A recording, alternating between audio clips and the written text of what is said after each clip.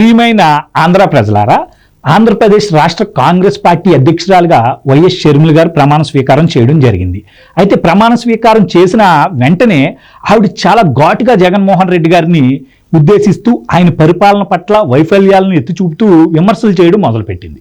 అయితే ఆ విమర్శలు విన్న అనంతరం వెంటనే వైసీపీ నుండి స్పందన కూడా వచ్చేసింది. ఆ స్పందన ఏంటంటే, షర్మిల చంద్రబాబు నాయుడికి అమ్ముడుపోయింది, షర్మిల చంద్రబాబు నాయుడు కుట్రలో భాగంగా ఈరోజు ముందుకు వచ్చింది, షర్మిల ఈరోజు చంద్రబాబు మేలు చేయడం కోసం ఈరోజు వచ్చిందంటూ సజ్జల రామకృష్ణారెడ్డి గారు, అనిల్ కుమార్ గారు, ఇలా కొంతమంది వైసీపీ నేతలందరూ బయటకు వచ్చి షర్మిల చేసిన వ్యాఖ్యలు ఏవైతే ఉన్నాయో, ఏవైతే నిజాలు ఉన్నాయో వాటిని అన్నింటినీ కప్పు పెట్టేసి ఇక్కడ చంద్రబాబు నాయుడు గారి మీదకి డైవర్ట్ చేసే విధంగా మాట్లాడుతూ మొదలుపెట్టేశారు.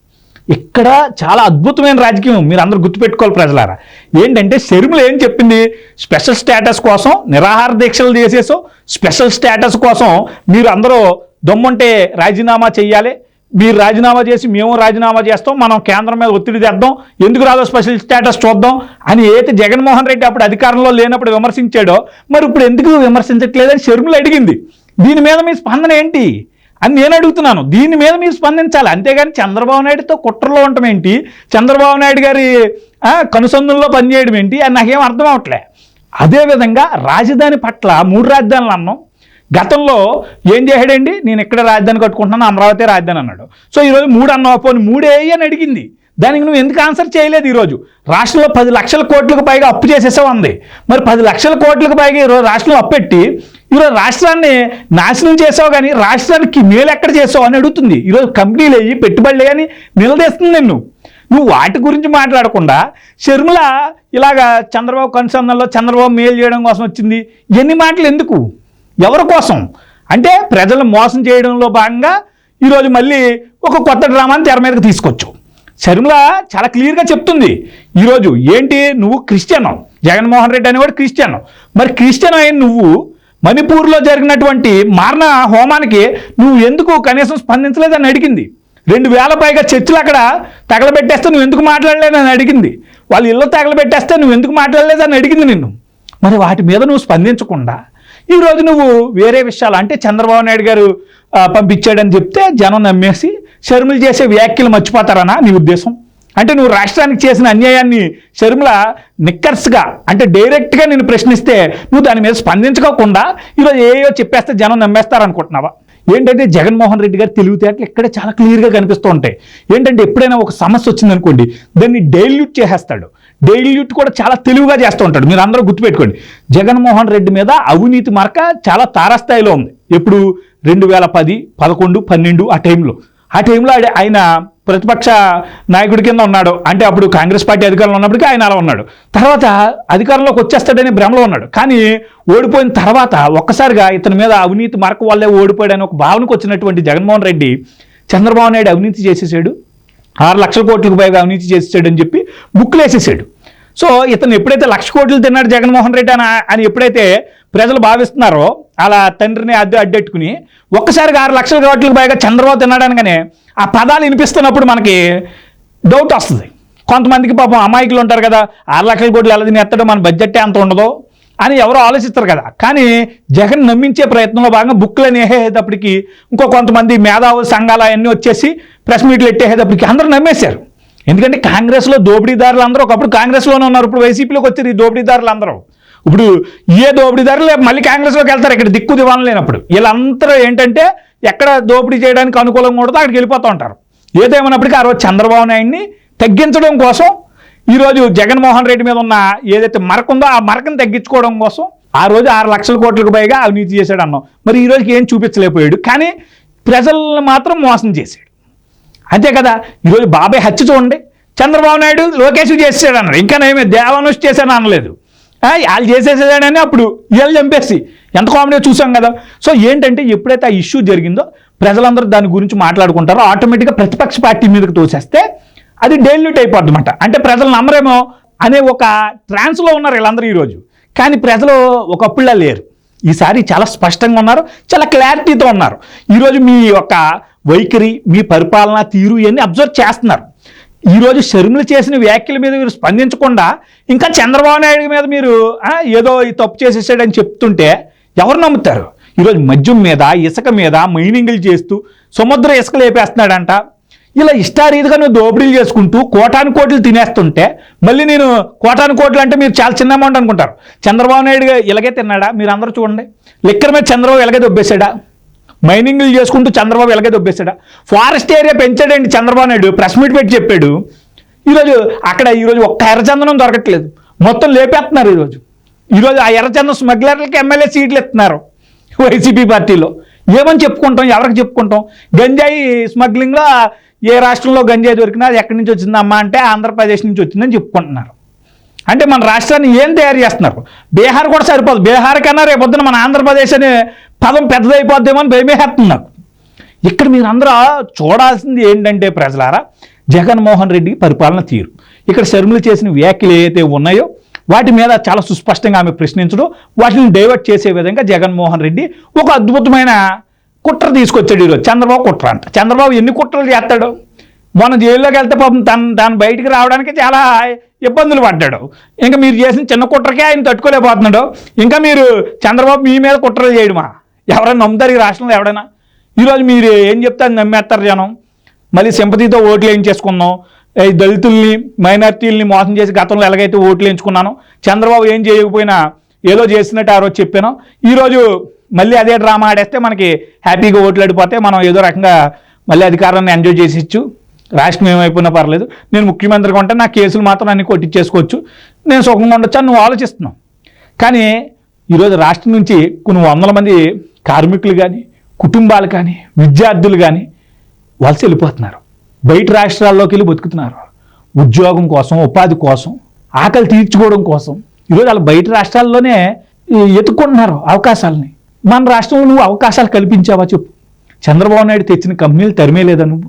అక్కడ వచ్చిన కంపెనీలను కూడా నువ్వు కమిషన్లు అడిగావంటే ఎంత నీచ నికృష్టమైన పాలన మీద ఒకసారి ఆలోచించుకోవాలి కదా.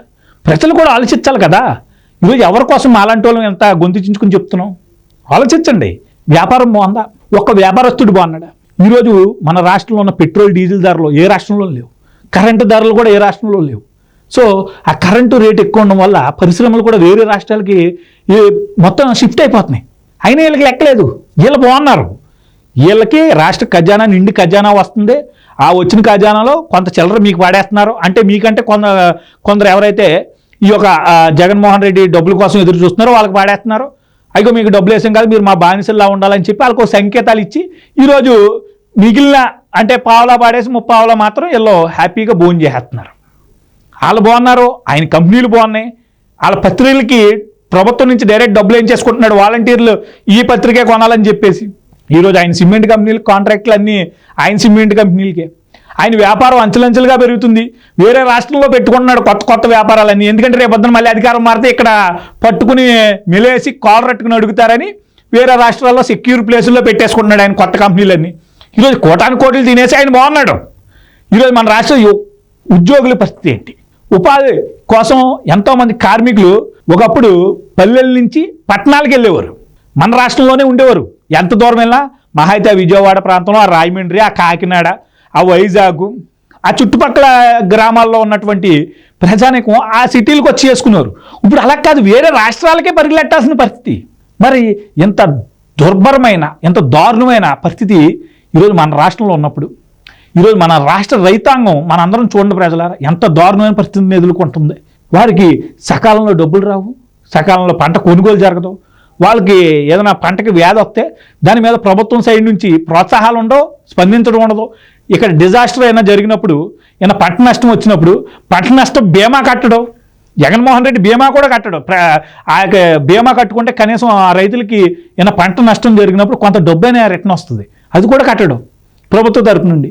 ఇలా అసలు పరిపాలన అతను ఏదైతే కొన్ని పథకాలు చెప్పాడో ఆ నవరత్నాల్లో ఈ 2-3 రత్నాలను గట్టిగా ప్రజల్లోకి తీసుకెళ్ళిపోయి ఆ 4 డబ్బులు పాడేసి ఇతను అద్భుతమైన పరిపాలన అందించేస్తున్నాడు, అమోఘమైన పరిపాలన చేస్తున్నాడు అని చెప్తున్నాడు. వాస్తవానికి ఈయన ఇచ్చే 10,000తో కుటుంబాలు ఈరోజు మనం బతికేయగలుగుతామా ప్రజలారా? ఈరోజు పెరిగిన ధరల రీత్యా మనం బతికేయగలుగుతామా 10,000తో? 10,000 అంటే అది నెలకి ఇస్తున్నాడా మనకి? సంవత్సరానికి ఇస్తున్నాడా? సంవత్సరానికి ఇస్తున్నాడు.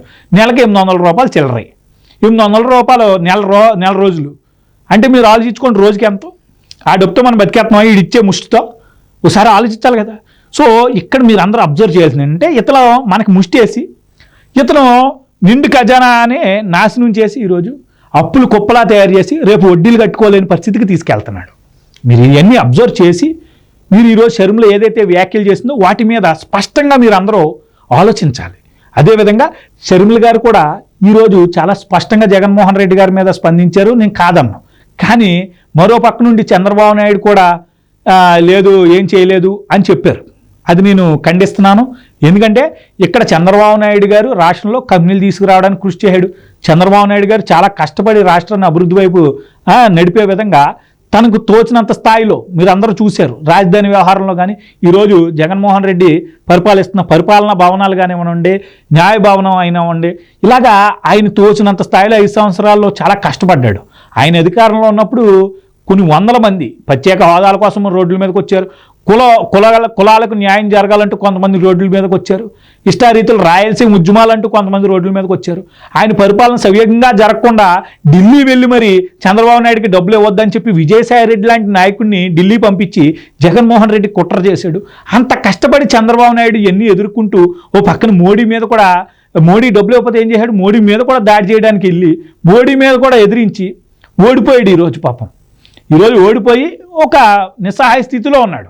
అతని మీద ఈరోజు దాడి చేసి ఈరోజు జైల్లో పెడితే చంద్రబాబు నాయుడు గారి మీద విమర్శించడానికి మీకు ఎలా నోరు వచ్చిందో నాకైతే అర్థం కాలేదు. ఎందుకంటే ఈరోజు ఆయన పరిపాలించిన ప్రతి సంవత్సరం మనం చూడండి, అంటే అప్పుడు 9 సంవత్సరాలు ఏమనండి, మొన్న 5 సంవత్సరాలు ఏమనండి, ఆయన పరిపాలించిన ప్రతిసారి ఒక అద్భుతమే. ఆయన ఏదో ఒక అద్భుతాన్ని సృష్టించడానికి ట్రై చేశాడు. కానీ ఇక్కడ జగన్మోహన్ రెడ్డి వాళ్ళ నాన్న అధికారంలో ఉన్నప్పుడు కానీ ఇప్పుడు కానీ ఈయన తినడానికే ఎక్కువ ప్రాధాన్యత ఇచ్చాడు, రాష్ట్రాన్ని తినేయడం. వీళ్ళ ఎజెండా అంతా అదే.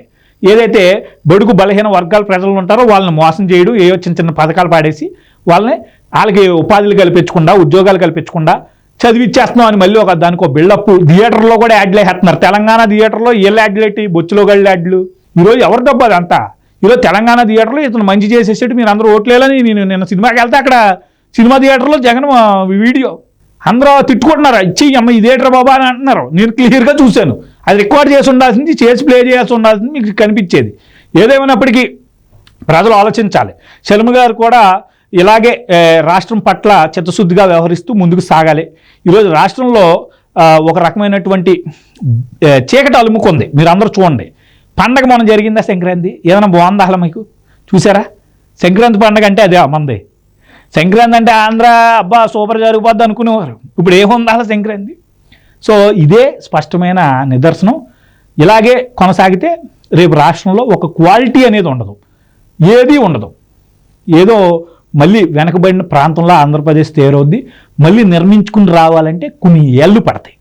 ఆలోచించుకోవాలి. ఆలోచించుకుని ముందుకు సాగాలని మనస్ఫూర్తిగా కోరుకుంటూ మీ శ్రేయోభిలాషి సుబ్బు.